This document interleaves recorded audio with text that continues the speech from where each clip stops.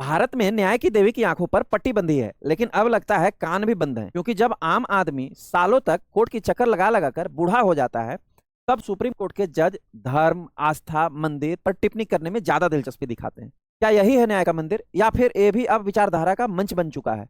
क्या supreme court में 100 करोड़ हिंदुओं की आस्था के साथ खिलवाड़ करना सही है? क्यों हमेशा हिंदू धर्म को टारगेट किया जाता है? हर बार जब सुप्रीम कोर्ट कोई बड़ा फैसला देता है, देश दो हिस्सों में बट जाता है। एक कहता है न्याय हुआ है, दूसरा कहता है अन्याय हुआ है। आज देश की सबसे बड़ी अदालत में वो हुआ जो 75 साल के इतिहास में कभी नहीं हुआ।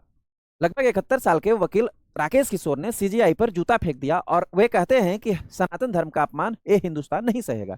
आखिर क्यों वकील राकेश जी को जूते फेंकने की नौबत आ गई? क्या जूता फेंकना गलत था या सही था? सही या गलत तो जांच का विषय है, और जब जांच होगा तो पता चलेगा।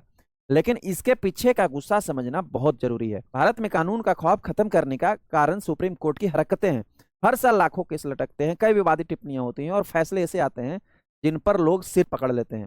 कभी धर्म का मामला, कभी राजनीति, कभी जेंडर जस्टिस, हर जगह सुप्रीम कोर्ट के शब्द विवाद बन जाते हैं। अदालत की गरिमा बचाते हुए सुप्रीम कोर्ट बार एसोसिएशन ने राकेश किशोर को वकालत से बर्खास्त कर दिया, एंट्री बैन कर दी, और पुलिस ने उन्हें हिरासत में ले लिया। दरअसल विवाद की जड़ सीजेआई की एक टिप्पणी है। खजुराहो के विष्णु मंदिर के टूटी मूर्ति पर केस सुनते हुए उन्होंने कहा, अगर आप भगवान विष्णु के भक्त हैं तो उनसे ही प्रार्थना कीजिए। बस यही लाइन सोशल मीडिया पर आग बन गई।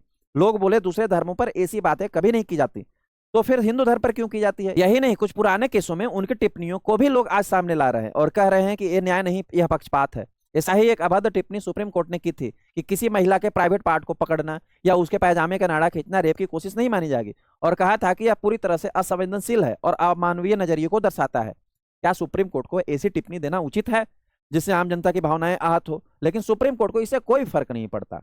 बल्कि यही नहीं, एक शिव मंदिर को लेकर भी उनकी एक टिप्पणी ने विवाद खड़ा किया था। यह सुप्रीम कोर्ट दूसरे धर्म पर टिप्पणी करने से पहले 100 बार सोचेगा, पर जब भी हिंदू धर्म की बात आती है तब सुप्रीम कोर्ट एक्टिव हो जाता है। सोचिए जरा, अतुल सुभाष को टॉर्चर करने वाली महिला जज का प्रमोशन हो गया, और जिसको न्याय मिलना चाहिए था उसकी कोई बात ही नहीं कर रहा है।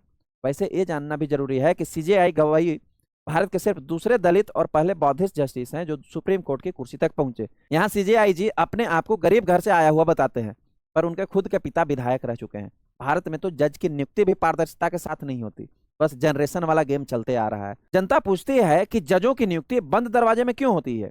अब बड़ा सवाल देश के सामने यह है कि क्या अब भी हमारे देश में कानून की थोड़ी सी भी गरिमा बची है? क्या राकेश किशोर का कदम धर्म की रक्षा था या अदालत की अवमानना? अपनी राय नीचे कमेंट करें और चैनल सब्सक्राइब करना न भूलें।